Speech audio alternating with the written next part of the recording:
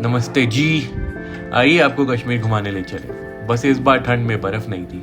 घूमने जाने से पहले गंडोला राइड की एक pro tip. Gondola ride pre book करके जाना, फेज 1 और 2 दोनों। वहाँ पे कोई टिकट काउंटर नहीं है। और हाँ, फेज 2 बिल्कुल मिस मत करना, क्योंकि उसकी खूबसूरती तो आप देख ही रहे हो। तो हमारी ट्रिप शुरू हुई थी श्रीनगर से, लेकिन वहाँ पे क्राउड देख के हम तुरंत गुलमर्ग निकल गए। गुलमर्ग में पता चला कि इधर तो सब बुकड है, तो हमने अपनी टैक्सी वाली भैया से सिफारिश की हमें सोनमर्ग ड्रॉप कर दें। कुछ ऐसी थी सोनमर्ग की हमारी सारी सुबह। जनरली लोग सोनमर्ग में एक दिन रुकते हैं या वो भी नहीं, मगर हम वहाँ 3 दिन थे। क्यों, वो हमें भी नहीं पता, लेकिन हमने जो वॉक करके सोनमर्ग घूमा है वो बहुत ही सुंदर था। और हमने एक्चुअली माउंटेन पीक्स को सन की रिफ्लेक्शन में सोने के जैसा चमकता भी देखा, बट बर्फ़ होती तो वो कुछ अलग ही दिखता।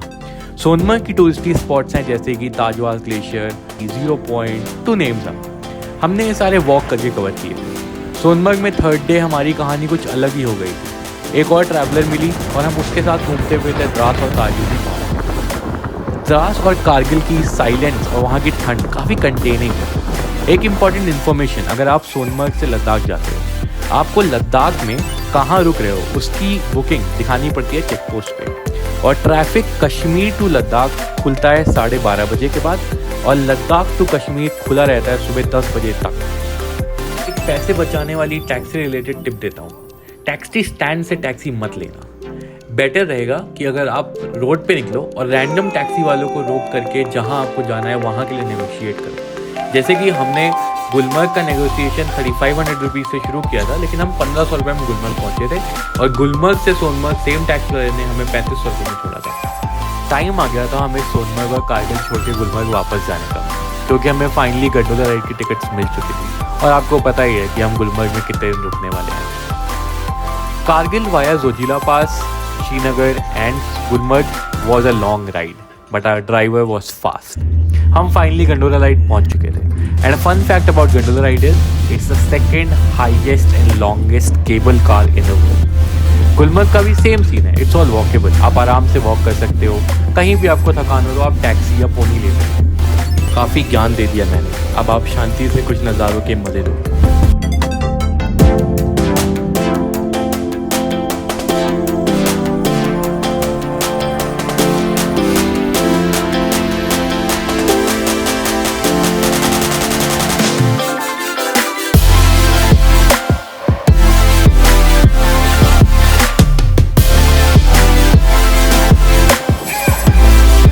ये जो नज़ारे आप देख रहे हैं ये पहलगाम से हैं। अलॉन्ग साइड सोनमर्ग, पहलगाम अमरनाथ यात्रा से एसोसिएट की जाती है। Chandanwari is set to be the starting point for the यात्रा।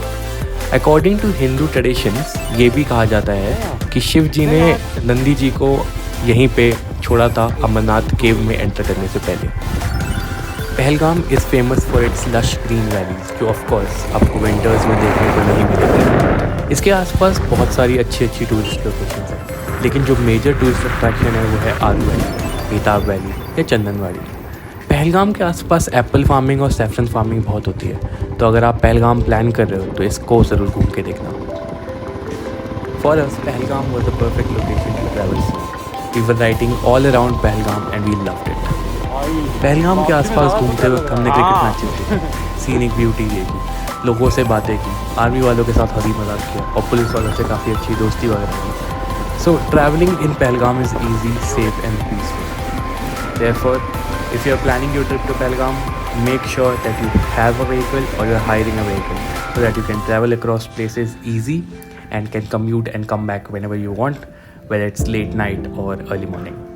अगले कुछ दिनों तक हमारा बेस रहेगा श्रीनगर, और हम हर दिन एक डे ट्रिप लेंगे to locations like Yusmarg, Doodhpathri, Martand sun temple. Enjoy some of our favorite moments from these locations, and I will mention more about them as we show them.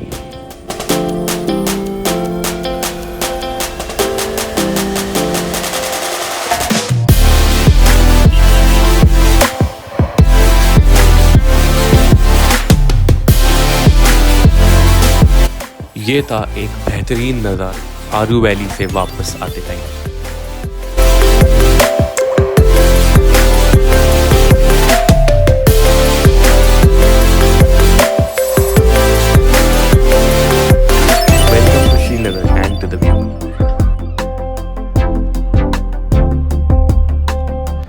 ये थी एक बहुत बड़ी वैली दूध पत्री के रास्ते में। अब ये वैली का नाम क्या था वो तो हम भी भूल गए। By the way, best location to race your horses.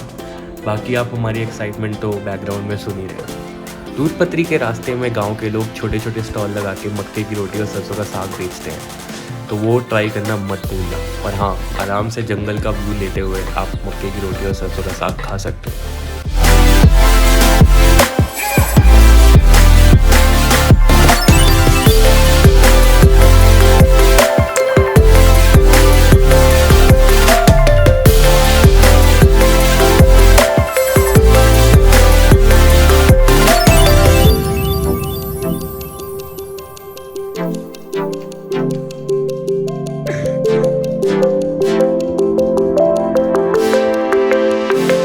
Yusmarg को ट्रैकर्स पैराडाइज भी बोलते हैं।